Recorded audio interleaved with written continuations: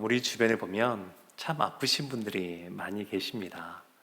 특별히 암으로 투병하고 계신 분들도 계시는데, 제가 보니까 이 암 환자인 분들에게 가장 위로의 말을 해줄 수 있는 사람이 누군가 생각해 보면 아마도 동병상련의 마음으로 그 암투병을 먼저 한 사람, 그리고 그것을 이겨낸 사람, 그런 분들이 훨씬 더 누구의 그러한 위로의 말보다 마음의 위로가 되고 격려가 되고 힘이 되는 것을 볼 수가 있습니다. 목사님 중에 아주 유명한 우리 한 목사님이 본인이 암투병하면서 또 그 느끼는 그런 감정들을 또 영상으로 또 올리면서 특별히 그 전국에 있는 많은 암 환자이신 분들이 그 영상을 통해서 큰 위로를 받고 힘을 얻는다, 그런 이야기를 들었습니다.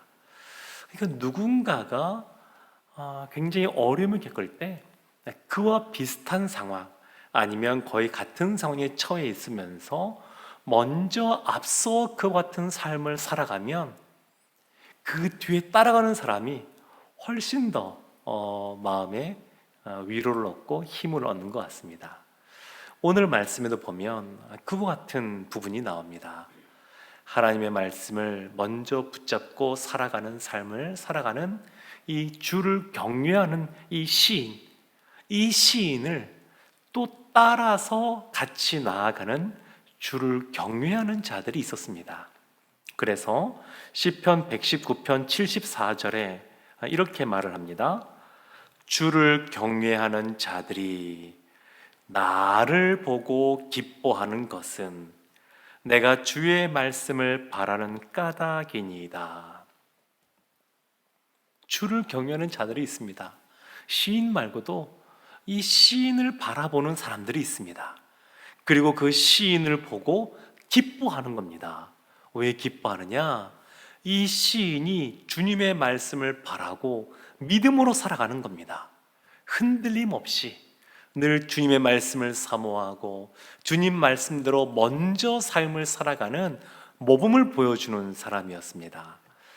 우리도 보면 순이나 전도회나 이런 것을 보면 먼저 믿음으로 아름답게 신앙생활하고 있는 우리 순장님들 보면 순원으로서 굉장히 마음이 든든합니다. 우리 순장님은 우리 순원들이 기도 제목 얘기하면 꼭 그것을 잊지 않고 늘 기도해 주시는 분이셔. 그걸 보면 마음의 위로가 되고 힘은 없습니다. 그러면서 어떤 일이 벌어지면 그분도 순장님을 본받아서 또 같이 기도해 주는 모습을 보곤 합니다. 그냥 그런 것이죠. 앞서 믿음의 삶을 살아가는 사람, 헌신된 삶, 충성된 삶, 세상에서 사업하면서 주의 말씀대로 사업하기가 얼마나 쉽지가 않습니까?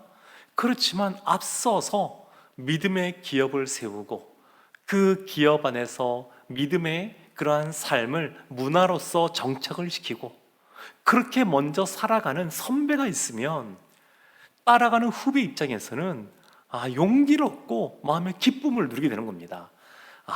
저렇게 살아도 되는구나. 세상 사람들과는 다르게 믿음의 삶을 저렇게 살아가도 살 수가 있구나. 그 가운데 하나님이 주시는 은혜를 누리며 살 수가 있구나. 이런 것들을 이렇게 보게 되는 겁니다. 엘리야 선지자가 참 많은 이적들을 행했습니다. 가장 북이스라엘이 영적으로 어두웠다라고 하는, 물질적으로는 부유하고 군사적으로는 강대했던 아합 왕 때, 그때 영적으로는 가장 어두운 시기였는데 이때 엘리야 선지자가 참 많은 이적들을 행합니다. 엘리야 선지자가 너무 힘들 때 그렇게 말합니다. 주변에 둘러보니까 아무도 없다고, 나 혼자밖에 없는 것 같다고. 근데 하나님 하시는 말씀이 숨겨둔 7천 명이 있다.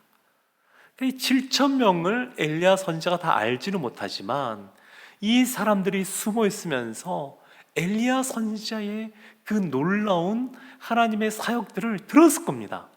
글쎄 갈멜산에서 하늘에서 불이 내려서 제단을 다 흙까지 다 태우고, 그리고 850명이나 되는 이방인 우상 선지자들과 대결해서 승리했고, 그리고 엘리야 선지자가 기도했더니 하늘에서 비가 내렸대. 이런 이야기를 들으면 숨어있는 입장이지만 하나님은 때문에, 믿음 때문에 자신을 드러낼 수 없는 그 핍박하는 그 북이스라엘 상황 속에서 숨어 있지만 얼마나 마음에 용기가 되고 또 담대함을 얻겠습니까? 그런 겁니다. 이 엘리야 선지자가 그렇게 삶을 살아갔더니 하나님이 죽음을 보지 않고 불말과 불병거를 타고 회리바람 타고 하늘나라로 데리고 갔대. 이런 소문을 들으면 하나님이 참 신이시고, 우리가 비록 지금 이 아방 때문에 어려움을 겪고 있지만 그러나 믿음으로 삶을 살아가면 저렇게 되는 것이구나, 마음의 기쁨을 얻게 되는 겁니다. 지금 이 시편 119편, 이 어려울 때에 마치 119 우리가 전화번호 누르는 것처럼 마치 고난 가운데 거할 때 긴급하게 우리가 찾아볼 수 있는 말씀, 그 말씀이 사실은 시편 119편에도 있는데, 이와 같은 말씀을 이곳에서 우리가 보는데 이 시인이 먼저 살아간 이런 모습을 통하여 힘을 얻는 겁니다. 욥기서의 말씀을 통해서 큰 고난 가운데 거하시는 분들이 은혜를 많이 받고 회복을 경험했다, 이런 고백들을 많이 하십니다. 그러니까 이 시인의 이와 같은 그러한 말씀을 붙잡고 먼저 살아간 이 삶이 다른 사람들에게 기쁨이 됩니다. 뿐만 아니라 이것은 본인에게도 그렇습니다. 시편 34편 2절과 3절에 이렇게 말씀합니다. 내 영혼이 여호와를 자랑하리니 공고한 자들이 이를 듣고 기뻐하리로다. 나와 함께 여호와를 광대하시다 하며 함께 그의 이름을 높이세. 환난을 당하면서도 나의 이와 같은 믿음의 삶, 나의 체험, 나의 경험, 이것 때문에 다른 사람들이 위로를 받나 생각하니까 그것이 이 시인에게 또한 기쁨이 되는 겁니다. 내가 먼저 이렇게 믿음의 삶을 살아가는 걸 통하여 우리의 다음 세대, 우리의 후손들도 나를 본받아 이렇게 살아갈 것이다 라고 하는 것을 생각하니까 기쁨이 되는 겁니다. 사도행전 28장 14절 15절에 바울과 관련한 이런 말씀이 나옵니다. 거기서 형제들을 만나 그들의 청함을 받아 이레를 함께 머무니라. 그래서 우리는 이와 같이 로마로 가니라. 그곳 형제들이 우리 소식을 듣고 아비오 광장과 트레이스 타베르네까지 맞으러 오니 바울이 그들을 보고 하나님께 감사하고 담대한 마음을 얻으니라. 바울과 함께 믿음의 생활을 했던 그 형제들, 이 바울이 로마로 간다고 그러니까 사람들이 다 몰려든 겁니다. 성령의 인도하심 따라 그 길을 걸어가지만 이 함께 믿음의 삶을 살아가는 이 동력자들, 주님을 경외하는 사람들이 함께 있으므로 이 바울이 담대함을 얻었습니다. 담대함을 얻었습니다. 성령의 사람입니다. 사도 바울은 성령 충만한 사람이고 늘 하나님이 주시는 능력으로 많은 사역을 놀랍게 감당했던 사람입니다. 누구보다 말씀을 잘 알고 있고 그것을 굳세게 붙잡았던 사람입니다. 그런데 이 사람도 같이 주님을 경외하는 사람들, 믿음의 삶을 살아가는 형제들 때문에 마음에 담대함을 얻고 위로를 얻고 기쁨을 얻습니다. 앞서 믿음의 삶을 살아서 그것을 보고 뒤따라가는 그러한 후배들, 또 그 제자들도 기쁨을 누리지만 그 앞서가는 사람도 그들 때문에 또한 기쁨을 누리는 삶을 살게 됩니다. 사랑하는 성도 여러분, 이러한 삶을 살 때 우리가 주의해야 될 것이 하나가 있습니다. 그것이 뭐냐면 내 힘으로 이와 같이 살았다. 내가 이것을 했다. 그것을 굉장히 주의해야 됩니다. 오늘 말씀에 이 73절부터 80절까지 한 절 한 절 보면 나, 내 이런 표현이 안 나오는 구절이 없습니다. 어떤 구절은 3번씩이나 그것이 반복되어 나옵니다. 그러니까 이 구절을 보면서, 이 말씀을 보면서 나라고 하는 존재를 우리가 분명하게 인식을 해야 되는데, 우리는 누구냐? 우리는 누구냐라는 겁니다. 오늘 본문이 시작하는 시편 119편 73절에 이렇게 말합니다. 주의 손이 나를 만들고 세우셨사오니 내가 깨달아 주의 계명들을 배우게 하소서. 주의 손이 나를 만들고 세우셨사오니, 그러니까 나는 어떤 사람이냐? 주님의 손에 의해서 만들어지고 세워진 사람입니다. 하나님이 진흙을 주님께서 손으로 이렇게 만드시고 빚으시고 이 세워놓은 그러한 존재가 우리라는 겁니다. 하나님은 창조주시고 우리는 피조물이라는 겁니다. 무엇인가 열심히 하고 앞서 나가고 성과가 있고 사람들이 인정해주고 그러면 마치 내가 한 것처럼 유혹에 빠질 수가 있는데, 그것을 늘 경계해야 됩니다. 우리는 어떤 존재냐? 주님께서 만들고 세우신 존재입니다. 세상에서는 보통 인식론을 말할 때 이 지식이 굉장히 중요합니다. 인식하는 것이 중요합니다. 그래서 그 지식으로 말미암아 나라는 존재도, 그 지식으로 말미암아 우리가 이 세상을 살아가는 도덕이나 윤리도 보고 또 이렇게 규정하고 판단합니다. 근데 성경은 그렇지가 않습니다. 성경은 무엇이 중요하냐면 존재가 중요합니다. 존재.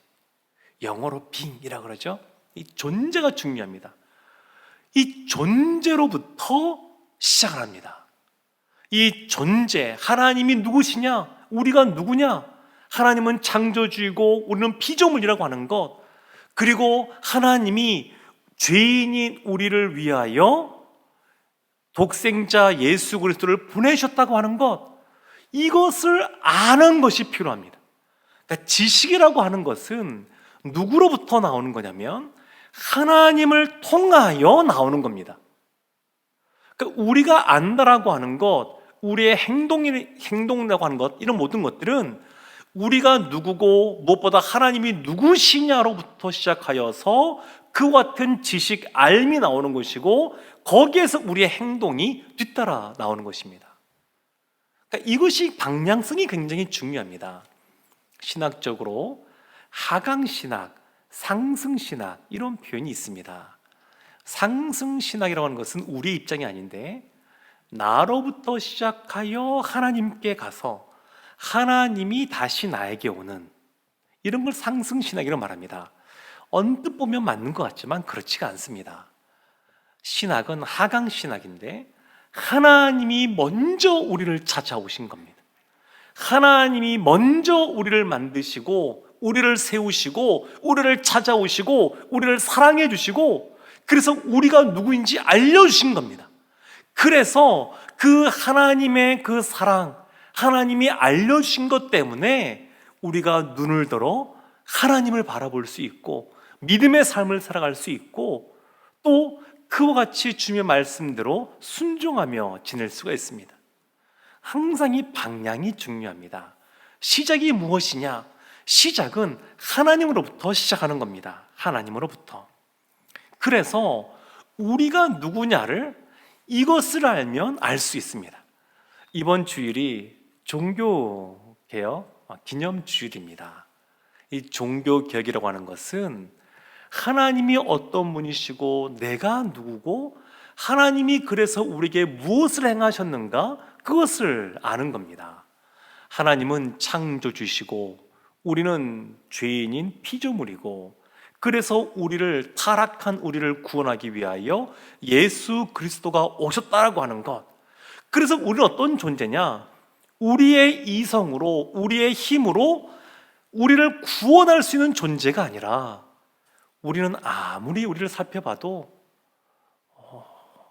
전적으로 부패했고 전적으로 무능력하고 전적으로 타락한 존재라고 하는 것, 그래서 우리 안에 무엇인가 선한 것이 없다라고 하는 것, 이것을 인식을 해야 됩니다. 이것이 깊어지면 깊어질수록 예수 그리스도의 십자가의 사랑이 더 커지게 느껴지게 됩니다. 주님의 십자가 생각할 때 언제 눈물을 흘렸는지 기억이 잘 안 난다? 그러면 내가 죄인이라고 하는 것을 그만큼 깊이 깨닫지 못했다라고 하는 것을 의미합니다. 그러니까 하나님의 그 크신 사랑은 우리가 죄인이라는 것을 깊이 깨달을 때, 우리 안에 누구 한 사람 선한 것이 나오지 않는다는 것을 깨달을 때, 그때 그것이 드러나게 됩니다. 사랑하는 성도 여러분, 그래서 73편 그 하반절에 시인이 이렇게 고백하는 겁니다. 내가 깨닫습니다. 하나님의 지혜를 깨닫는 겁니다. 욥기서 보면서 이 하나님의 지혜를 우리가 또 보게 되는데, 구약 성경에서 이 지혜를 크게 세 가지로 구분합니다. 첫 번째 1단계 지혜가 있는데, 그것이 뭐냐면 하나님이 부살렐과 오홀리압에게 성전을 지을 때 이렇게 지으라 라고 하시면서 지혜를 주셨습니다. 그러니까 기술적인, 기능적인 그러한 지혜가 있습니다. 두 번째 단계가 있는데, 그것은 신학적인 지혜입니다. 잠언에 그것이 많이 나와 있습니다. 그래서 인과율, 보응원리라고 할 수 있는 그러한 내용들, 선을 행하면 하나님이 상을 주시고 악을 행하면 하나님이 벌을 주신다고 하는 이러한 그 보응원리 같은 것이 여기에 해당이 됩니다. 이건 다 성경의 가르침입니다. 그런데 이것만이 아닙니다. 욥을 보면 본인이 왜 고난을 받는지 이유를 알 수 없습니다. 이해를 할 수가 없습니다. 왜 이 세상 가운데 악한 저 사람이 죽을 때까지 끝까지 잘 살아가는지, 사람들을 속이고 힘으로 억누르고 또 그와 같이 악을 행하는 사람이 세상의 권력자가 되어서 또 떵떵거리며 살아가는지 우리가 다 이해할 수 없습니다. 그래서 이와 같은 고난의 문제, 악의 문제에 대하여 우리가 다 알지 못하지만 이 모든 것 위에서 이 모든 것을 주관하고 계시는 하나님의 지혜, 그 지혜가 있습니다. 그래서 이러한 지혜는 우리가 깨달을 수 있는 것이 아닙니다. 우리가 깨닫는데 그 깨닫는 것조차도 하나님이 깨닫게 해 주셔야 깨닫는 겁니다. 예수 그리스도의 복음을 듣는다 그래서 다 믿는 것이 아닙니다. 하나님이 은혜를 베푸셔서 예수 그리스도 그 사랑, 십자가가 믿어지게 하는 은혜를 주셔야 우리가 그 주님을 믿고 나아가는 것처럼 이 지혜도 마찬가지입니다. 깨닫는 것도 하나님께서 깨닫게 해주셔야 됩니다. 그러니까 모든 것이 다 하나님의 은혜입니다. 이것을 깨닫고 나면 그렇게 고백할 수밖에 없습니다. 우리가 이 시간에 나와서 하나님께 찬양하고 기도하며 나아가는 것, 그리고 우리의 것을 아뢰는 것, 이것도 은혜입니다. 수행할 때는 무엇인가 우리가 아프고 또 여러 가지 어려움이 있고 결핍이 있는 것 같고, 그래서 이것 때문에 참 여기에 대해서 참 어렵다, 마음이 또 불행한 것 같다, 이렇게 생각할 수도 있지만 그렇지가 않습니다. 다 하나님의 은혜 가운데 있다는 것을 하나님께서 지혜를 주시면 깨닫게 됩니다. 디모데후서 3장 7절에 그래서 이렇게 말합니다. 항상 배우나 끝내 진리의 지식에 이를 수 없느니라. 배운다 그래서 다 깨닫는 것 아닙니다. 성경 공부 다 한다 그래서 깨닫는 것 아닙니다. 자유주의 신학자들은 누구보다 성경을 그냥 다 파헤치듯이 이렇게 공부하지만 거기에서 다 깨닫는 것 아닙니다. 그러니까 깨닫는 것은 하나님의 은혜입니다. 하나님께서 깨닫게 해주셔야 됩니다. 신명기 29장 3절과 4절에 이렇게 말합니다. 곧 그 큰 시험과 이적과 큰 기사를 내 눈으로 보았느니라. 그러나 깨닫는 마음과 보는 눈과 듣는 귀는 오늘까지 여호와께서 너희에게 주지 아니하셨느니라. 애굽에서 하나님의 10가지 그러한 이적을 보고 홍해가 갈라지고, 그리고 날마다 하나님이 만나를 주시고 구름 기둥과 불 기둥으로 인도하신 것을 본다 그래서 깨닫는 것이 아닙니다. 그 깨닫는 마음, 볼 수 있는 눈, 들을 수 있는 귀, 하나님이 주시는 겁니다. 예수님께서 공생의 사역 동안에 그 바리새인들을 향하여서도 하나님의 말씀을 선포하셨습니다. 멈추지 않으셨습니다. 들을 귀 있는 자는 들으라, 그렇게 말씀하시면서 늘 선포하셨습니다. 그래서 이 깨닫게 되는 것, 그것도 하나님의 은혜입니다. 다만 하나님은 우리를 다 사랑하시고 우리가 다 주님의 자녀가 되기를 원하시고, 그리고 누구든지 하나님의 그 음성을 듣고 문을 열면 주님께서 들어오신다고 말씀하신 것처럼 말씀을 깨달을 수 있는 은혜를 이미 주셨습니다. 그래서 우리가 갖고 있는 그러한 생각, 그리고 그 틀 안에서 모든 것을 보는 것이 아니라 하나님의 시각으로 옆에 있는 사람을 바라보고, 하나님의 시각으로 우리에게 주어진 문제를 바라보고, 하나님의 시각으로 이 세상을 바라볼 때 참된 지식을 얻게 되고 깨닫게 됩니다. 그러면 거기에서 행동으로 나가게 됩니다. 시편 119편 75절 이렇게 말합니다.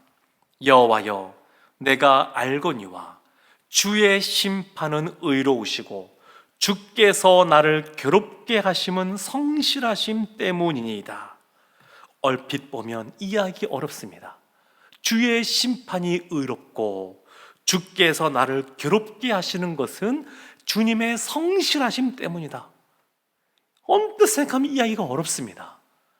이 성실하심이라고 하는 것은 하나님이 우리와 맺으신 언약, 그것을 기억하고 하나님이 신실하게 지키신다는 겁니다. 하나님이 우리의 하나님이 되시고, 그래 우리의 삶 가운데 은혜를 베풀어 주시는데, 그 신실한 언약을 지키기 때문에 우리 가운데 고난을 주신다는 겁니다. 우리 가운데 왜 같은 육체의 질병이 생깁니까? 사랑하는 사람이 먼저 떠나갑니까? 우리가 다 이해할 수 없습니다. 그러나 이것도 하나님의 성실하심, 그리고 주님의 의로우심 때문이라고 이 시인이 고백하는 겁니다. 사랑하는 성도 여러분, 이것은 주님께서 깨닫게 해주셔야 됩니다. 주님께서 인간의 고난과 악의 문제에 대하여 갖고 계시는 하나님의 지혜, 그걸 우리에게 나누어 주셔야 이것을 우리가 알 수가 있습니다. 하나님의 그러한 존재, 영어로 being이라고 하는데, 이것이 그 지식, 영어로 knowing이죠. 그리고 우리의 행함, doing으로 가는데, 그 사이에 필요한 것이 있습니다. 그것이 뭐냐면 기도, praying입니다. 우리의 존재를 알고 또 하나님이 주시는 지혜를 갖고, 그리고 행함으로 나가는데 그냥 나가는 것이 아닙니다. 기도함으로 하나님이 주시는 성령의 능력을 힘입어 그와 같은 길로 나가는 겁니다. 하나님은 우리가 일상 살아갈 때 즐겁고 또 주님 안에서 평안하게 살기를 원하십니다. 그래서 시인이 76절과 77절에 이렇게 말합니다. 구하오니 주의 종에게 하신 말씀대로 주의 인자하심이 나의 위안이 되게 하시며 주의 긍휼히 여기심이 내게 임하사 내가 살게 하소서. 주의 법은 나의 즐거움이니이다. 나에게 위안이 되고 평안이 되고 위로가 되고 기쁨과 즐거움이 되는 것은 세상의 어떤 상황 때문에 되는 것이 아니라 하나님과의 관계로 말미암아 맺어지는 겁니다. 주님을 경외하는 사람, 내가 다 이해할 수 없지만 하나님의 지혜가 우리의 지혜보다 높다는 것을 인정하고 그것을 바라보는 사람, 하나님께서 은혜를 베풀어 주심으로 그것을 깨닫게 해주시는 사람, 그래서 하나님께 기도하는 사람, 그러한 사람이 하나님이 주시는 위로와 하나님이 주시는 기쁨의 삶을 살게 됩니다. 이것을 빌립보서에서는 주 안에서라고 하는 단어로 설명합니다. 주 안에서. 하나님이 우리를 만드셨습니다. 진흙으로 우리를 만드셨는데 그 이후에 무엇을 하셨냐면 코에 생기를 불어 넣으셨습니다. 코에 생기를 불어 넣으심으로 사람이 영적인 존재가 되었습니다. 우리가 하나님 앞에 나아갈 때 영적인 눈을 열어 영적으로 하나님 앞에 거해야 되는데 어떻게 해야 되느냐? 우리가 하나님이 코에 생기를 불어 넣으셔서 우리를 영혼이 있는 존재로 만드신 것처럼 그 하나님 앞에 나아가야 됩니다. 이것이 영적인 겁니다. 이것이 영성입니다. 영성이라는 것이 특별한 것이 아니라 우리의 삶 가운데 구체적으로 하나님의 임재하심을 경험하며 살아가려면 그 하나님 앞에 거해야 됩니다. 그 거하는 것이 프레잉, 기도를 통하여 하나님 안에 거하는 겁니다. 사랑하는 성도 여러분, 우리가 이 시인의 그 고백을 보면서, 찬양을 보면서 하나님은 우리의 지혜보다 높으신 분이시고, 그리고 그 하나님 앞에 나아갈 때 홀로 두지 않으시고 이 자리에 함께한 우리처럼 함께 믿음의 동력자들을 주셨고, 그리고 주님 안에 거하는 우리에게 참된 위로와 즐거움을 주신다, 이렇게 고백하고 있습니다. 이러한 은혜가 우리들의 은혜가 되기를 원합니다. 하나님께서는 이미 이와 같은 일을 시작하셨습니다. 이러한 은혜를 이미 시작하셨고 이 시간에 우리를 이렇게 불러주셨고 이 시간에 이 말씀을 통하여 기도하게 하시는 줄로 믿습니다. 이와 같은 은혜를 우리 모두가 받아 누리기를 주님의 이름으로 축원합니다.